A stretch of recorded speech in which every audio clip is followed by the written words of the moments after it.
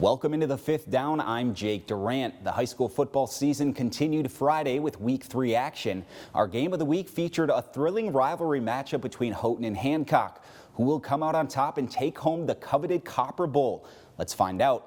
Here we go. Let's head to Houghton for the game between the Bulldogs and the Gremlins. The fans were fired up for this one. We're going to pick it up with the score 14-0 Houghton and the Gremlins with the football. A nice defensive play here by Hancock. The ball going to pop loose after a nice hit. Drew Sturos will recover. However, the Bulldogs drive would stall after that recovery. Second quarter now, Gremlins in the red zone. Braden Gouge going to take the handoff. He gets some nice blocking up front. He's going to run it in for the score. The two-point try is good. It's 22-0 Houghton. We're going to stay in the first half. Houghton driving again. They stick to the ground game. Cale DeVoe will break loose on this long touchdown run. The Gremlins would convert the two-point attempt, and they're in complete control, up 30-0. Third quarter now, Gremlins back in scoring position. This time it's Alex Hebert just running through a load of defenders on his way into the end zone. And it's Houghton taking home the Copper Bowl in dominating fashion, winning our game of the week over Hancock 42-0. It's a heck of a lot of fun to win football games, especially against your rival, on your home field, and getting our first win of the season. So it's great. It seemed offense seemed to be clicking, defense seemed to be pretty stingy, and I'm really proud of the team and the kids. All right, moving on. Our next stop is in Negaunee for a Westpac showdown against Calumet. We're going to pick things up third quarter, 13-6 Copper Kings. Negaunee with possession. A hole going to open up for Mason Sweener, who's off to the races. It looks like he's going to take it all the way, but he's going to be tripped up at around the 15-yard line. A few plays later, Vince Tinknell going to rumble his way in for the score. Negaunee unable to convert the two-point attempt as Calumet holds a 13-12 lead. Still in the third, Calumet going to go through the air. Tyler Hallinan with a strike to a wide open Ben Anderson. That's a 54-yard connection for the touchdown. The extra point was good.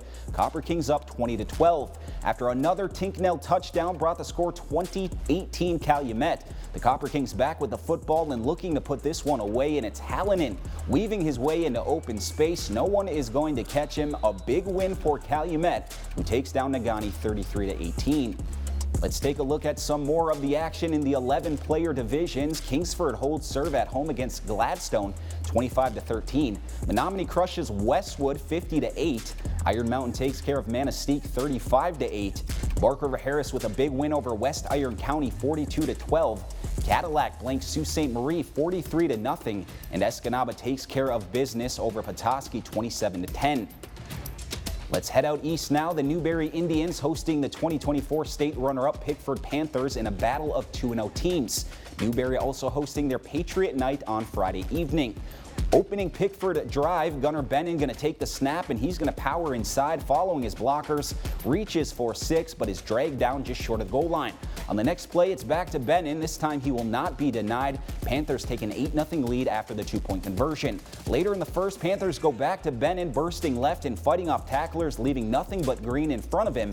He's in for the score as the Panthers take a 16-0 lead. Indians looking to turn the tide in the second quarter, trailing 24-0. Bennon rolls right, floats up the pass, but Newberry's Caden Kellogg makes a nice cut to the ball for the interception. Newberry back in business.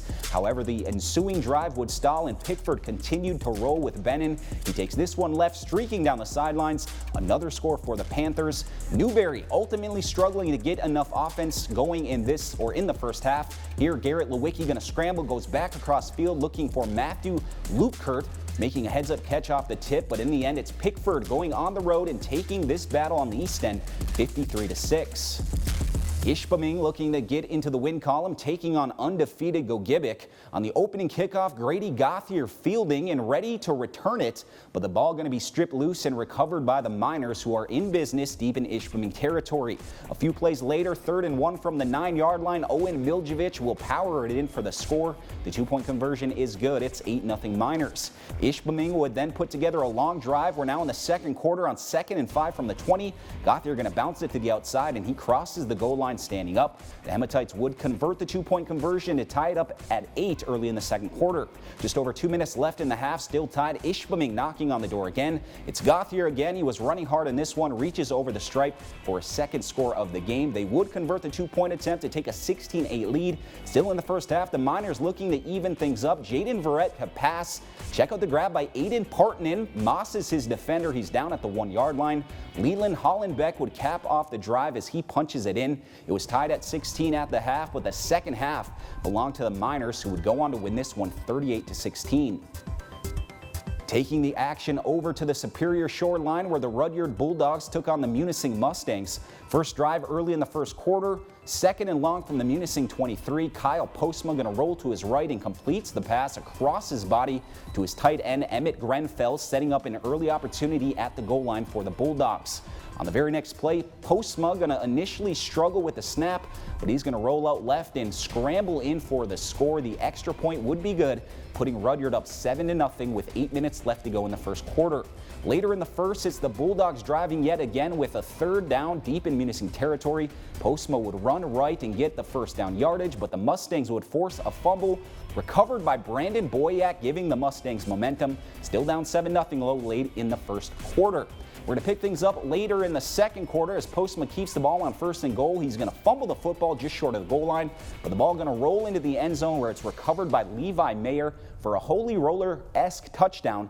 The extra point would be no good as the Bulldogs went up late in the first half, 16-0. Rudyard would go on to best the Munising Mustangs tonight, 30-0. More 8-player scores to pass along. Norway over St. Ignace 40-6. North Dickinson tops Forest Park 58-7. North Central back in the win column with a 44-24 victory over Stevenson. Engadine shuts down Kearney Nato 49-0. And Cedarville Detour holds off Augrey Sims 50-46.